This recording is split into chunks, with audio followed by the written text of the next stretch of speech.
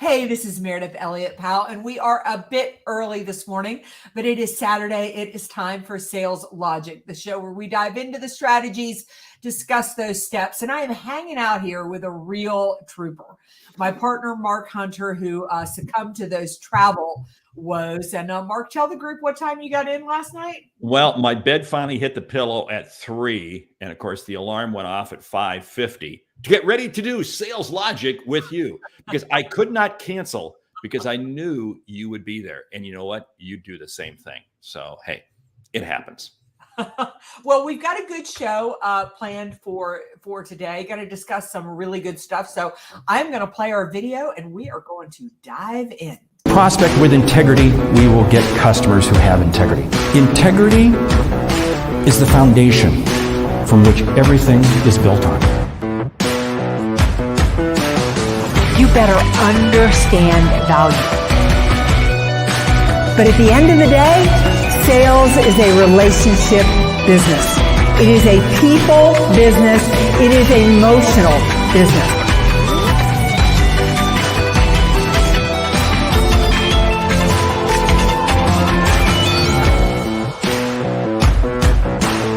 This is Sales Logic.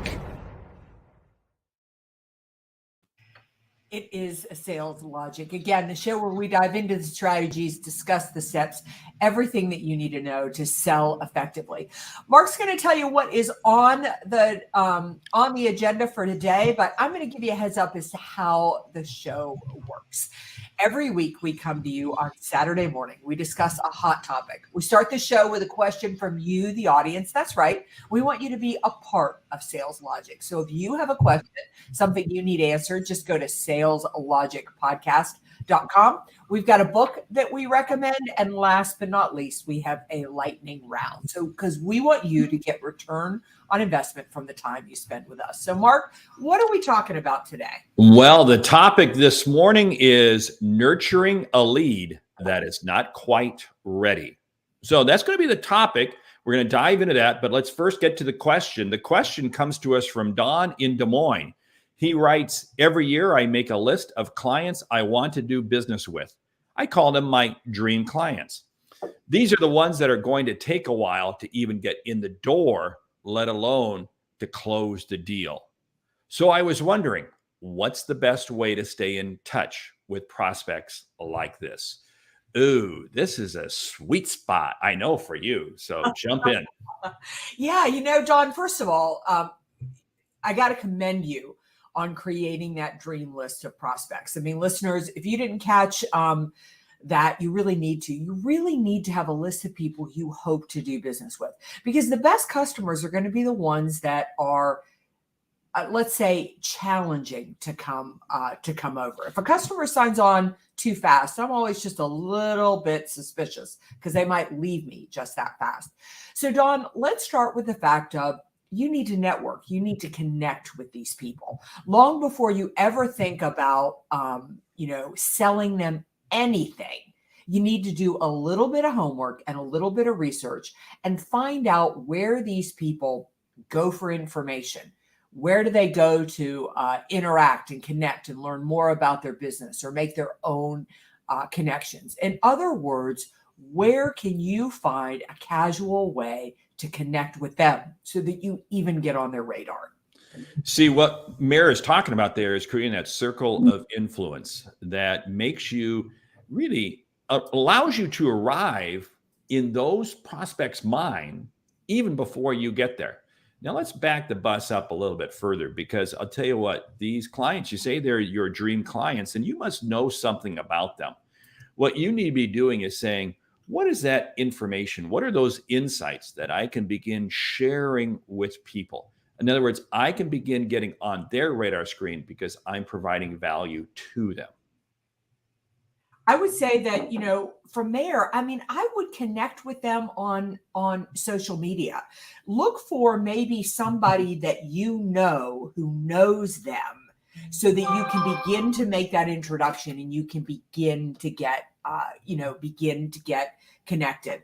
Finding those soft ways to begin to establish a relationship. Also, when you're doing your research, try to find things that you have in common. I was just trying to get on somebody's radar. I've got a dream client that I want to do business with. And I was trying to get on their radar the other day, and I noticed that we both went to the same college. And it was a great way to kind of break the ice and break the introduction, because I could see from their LinkedIn profile, they're big fans of the college. I mean, really big fans. So the chances that they're going to respond to something like that are really good. Don, here's a technique that I love to do. If you're dealing with people that are quite a ways up the food chain, you know what I love to do? Send them an email on Saturday morning. Whoa, hey, yeah, that's after you've watched Sales Logic. No, actually before you watch Sales Logic, because you want to do it early. Here's the strategy, and I love this. I use it a lot. I will find an article, I'll find something of interest that, hey, this is really pertinent to this person I'm trying to reach. I'll send it to them on Saturday morning. Now, here's why Saturday morning works. Top level people don't stop working on the weekend. Hey, that's why Mayor and I are working on the weekend, right? We do it all the time. And as a result, we actually have a little more time, and we pay more respect to those people who do reach out to us. So I'll just pop them a quick note, just put a couple bullet points in. I'll put the link, but I also put what the article is, because chances are they're not going to open the link. But you know what's interesting? I'll do that on a Saturday morning at 6:30 in the morning. And it's amazing the response rate I get from people. And that is an excellent technique. Don, don't hold back. If you've got information, get in front of those people. You know, a lot of times I'll respond on a Saturday, because on a Saturday I have time.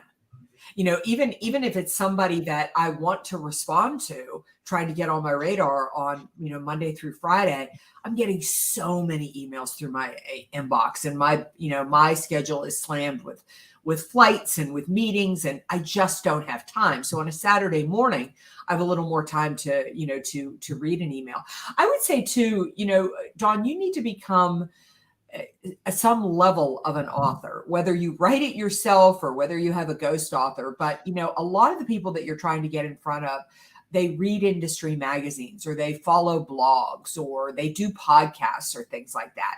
And you need to position yourself as an expert. Mark Hunter is famous for saying your reputation arrives before you do. So ask yourself, once you understand from the research we talked about where they're going and where they're looking for information, what are you doing to get your information in front of them?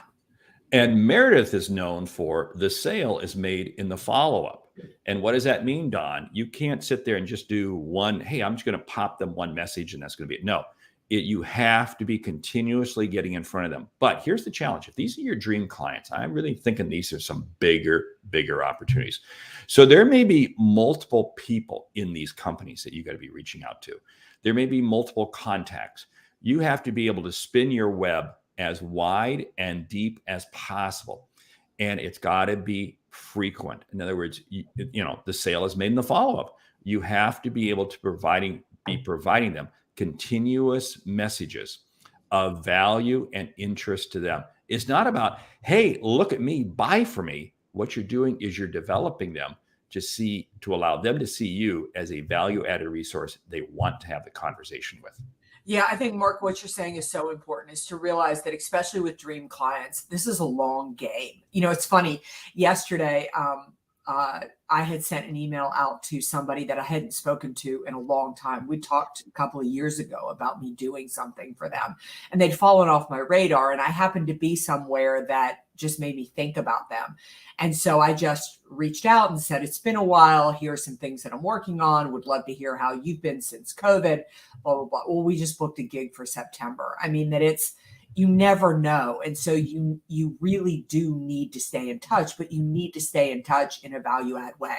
Another thing that you need to be using, Dawn, is social proof.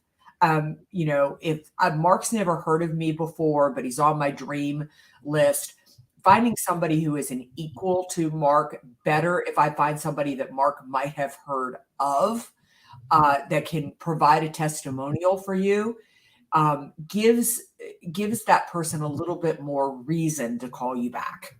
See, what you're doing there is you're creating that circle of influence. Go back to what Meredith said. Meredith, you said something spot on.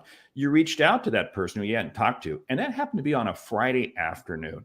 Yeah. I love prospecting people who are a little harder to get a hold of on Friday afternoons. Why? Because they're working. And hey, we're recording this as we're kind of on the doorstep of summer. Friday afternoons in the summer, don't kid yourself. This is a great time to be nurturing leads that are not quite ready because nobody else is. But these people are working. They're making it happen. So by reaching out to them on Friday afternoons, sharing with them something of importance, just like what Meredith did with that person, what did it do? It generated a conversation and generated a sale. You know, one of the things that I think is so key about nurturing a relationship, and Mark, you alluded to this, is to realize that it's not about you. And so the last thing you want to be doing is talking about yourself. I mean, probably a really good exercise is to put yourself in the seat of the customer and ask yourself, why would I respond to this email? Why would I return this phone call? Why would I spend 5 minutes talking to this individual? And if you can't come up with 3 really good reasons for each one of those, then you need to go back to some work and do it. I got a thing through my my LinkedIn the other day, and somebody said that said that they had read my content, they really loved what I did, they admired what I did, and I should think about writing a book. And I've written 9 books, and what that told me was, they'd started the conversation off great. They'd mentioned an article that I'd written. They'd, obviously had been, they're complimenting me, but it was clear they had no idea who I was really, or what I was about. And I think to myself, that you count that as a sales call, you count that as nurturing a lead, but you completely not only wasted my time, but you wasted your own time. I mean, I'm never going to respond to that. I'm not even going to respond to that and say, I've already written 9 books. I'm just going to let it go dark. And you're going to wonder why, I didn't respond. But they thought I should write a book and went on to tell me all the things that they do, to help people like me publish books. It's, first of all, it was about them. Second of all, they had no clue who I was. They completely blew it. See, that's about being genuine. You've got to be genuine. I get the same type of notes. I get these notes. Wow, it looks like you're really successful, yada, yada, yada. You've been great in business. Have you ever thought about a future in owning a franchise business? Yeah. It's like, oh, right. I mean, I'm sure you get those. I mean, somebody is peddling our names. Yeah. And there's no authenticity to it. This is what's key. Dawn, and to anybody, you're nurturing leads. You have to be authentic and be bringing to your customers, be bringing to your prospects information that they are going to find a value. It's not about you, and it has to be spot on. I'm going to go back to something that is so critical. People are developing a lead list. These are the customers I want to go after. And Don says his dream client. So he's done some research. You got to make sure that you're playing in the sandbox that you have the potential to make an impact in. Don't get outside your lane. More than ever right now, it's important to stay in your lane. Where is your level of expertise? Stay in that. Customers, prospects will appreciate you more, they'll value you more, and they'll be far more likely to do more business with you, do business with you, and refer you to other people to do business with. Yeah, I think, Mark, something that you're talking about that is worth a mention is that, far too often we think about quantity. And what you really want to focus on here is quality. And you need to make every contact personal. Far too often we get these form emails or these form voicemails, and you need to make it personal. You need to know something. You need to know something about them, so it doesn't just feel like this is one email that you're sending, to 7 or 8, different people. So, if they just head an event, you need to comment on that event. If they just won an award, you need to comment on that award. I mean, our friend Sam Richter's Sales Intel Engine is so great for this because it allows you to really do strong research on the people that you're calling on. But you need to personalize every contact that you make out. Not only personalize it from a standpoint of, I mentioned where you went to college or, a football, group you follow or something like that, but also from the problems and challenges that they're facing, that you understand what's going on, that you understand what's going on in the industry. You're touching on something that is so impactful for everybody. I want you to listen up. I want everybody listening to pay attention to this. It is not about the breadth of your prospect list. It is about the depth of your prospect list. I would much rather have 10 really meaningful prospects that I know I can make an impact with on my list. And that's it, versus 100 that I think I might be able to do something with. It is the depth, not the breadth, that is going to impact you the most in being able to close more sales. Prospecting, focus on depth, not breadth. Yeah, such a great point. I guess we've kind of gone over into the topic. Would that be? We sure have, yeah. I think the other thing is that it's Mark talked about authenticity, but I believe you need to be nurturing relationships with a servant's heart. I mean, really be nurturing those relationships and believing that you can reach out and help people. I think one of the worst things that ever happened in sales was the whole focus of closing the sale, because that sounds so me focused. I think it's where anxiety comes in with salespeople. I feel like it's where pressure and stress hits on salespeople, and it's where we flip over in our minds and make the sale more about us than we make it about the customer. I personally don't worry about the close. I don't worry about the close at all. My job is to sorry, there goes Jackson. My job is to make sure that I am consistently and regularly adding value and showing my customers how I can solve their problems. And when they're ready to close, I'll be ready to close the deal for them. See, it's not about logo acquisition. I work with so many companies, especially in the SaaS world, where it's all about logo acquisition. Hey, that's closing deals. What you want to do is you want to open relationships, because what you want to be able to do is land and expand. When I come into an opportunity and I'm able to help you, and then I can help you do something else and help you do something else and help you do something else, it is amazing how my business will grow. You want to talk about nurturing a lead. Well, you also nurture your existing customers. Your objective is to nurture everyone who fits the profile of people you can help them see and achieve what they didn't think was possible. Yeah. So, all right, let's talk about the book. Yes. And Mark, I've got to run downstairs and grab it. I thought that I had put it on my desk. So why don't you start to talk about Stu's book, and I'll be right back. Well, okay. So now you're seeing Mayor leaving the microphone, going downstairs to get the book. Okay. The book is How to Grow Your Business Like a Weed by Stu Heineck. Now, if you don't know Stu, he is a award-winning cartoonist.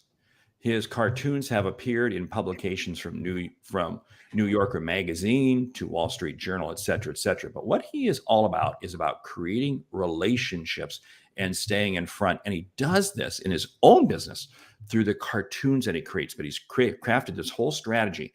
Because think about weeds. You can't get rid of them. That's what you want to be. Mary, you got the book in front of you now? I do. And so I'm putting it up here. It is a great book.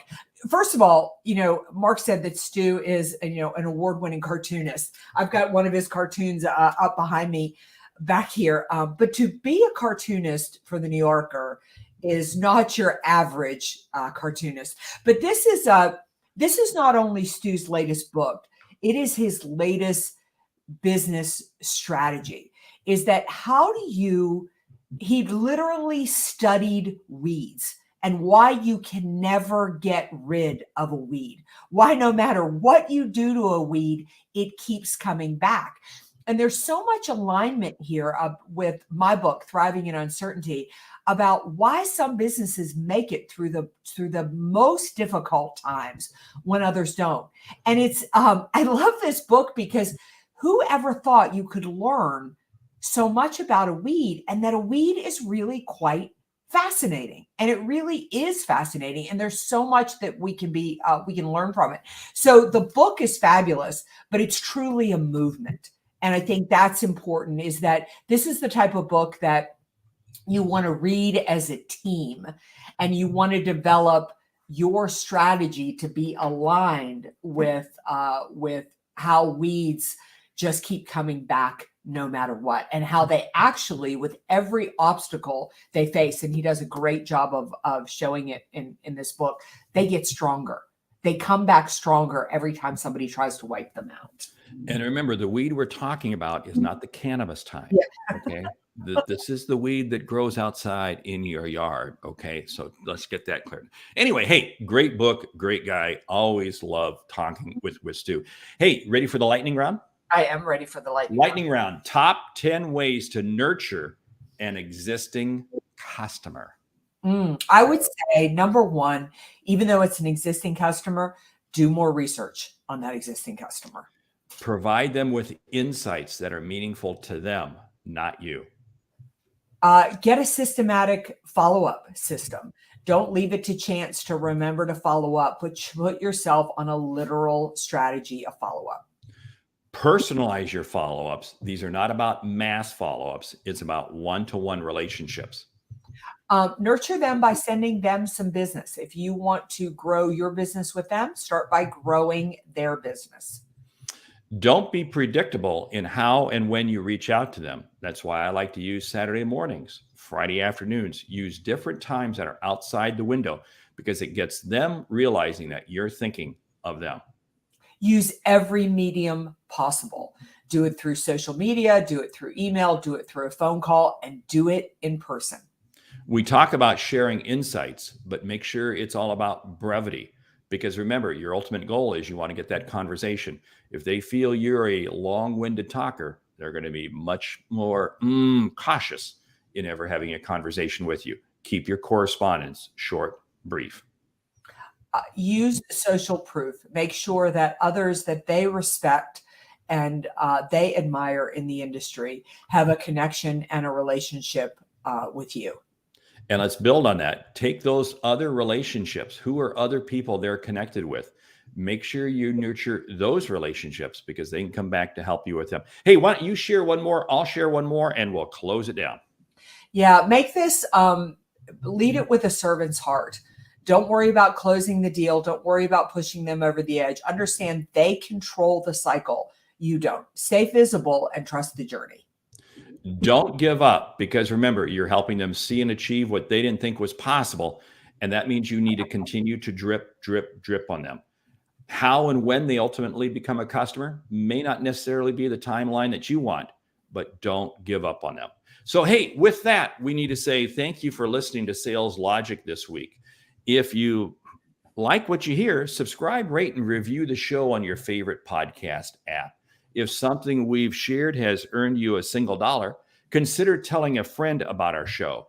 It's how we grow to help you grow. I'm Mark Hunter. And I'm Meridith Elliott Powell. Remember, when you sell with confidence and integrity, uncertainty suddenly becomes your competitive advantage. And the sale becomes logical. All right. We will see you right back here next week, 9 a.m. Eastern, for another episode of Sales Logic. Remember, if you have a question, a topic you want us to cover, just go out to saleslogicpodcast.com.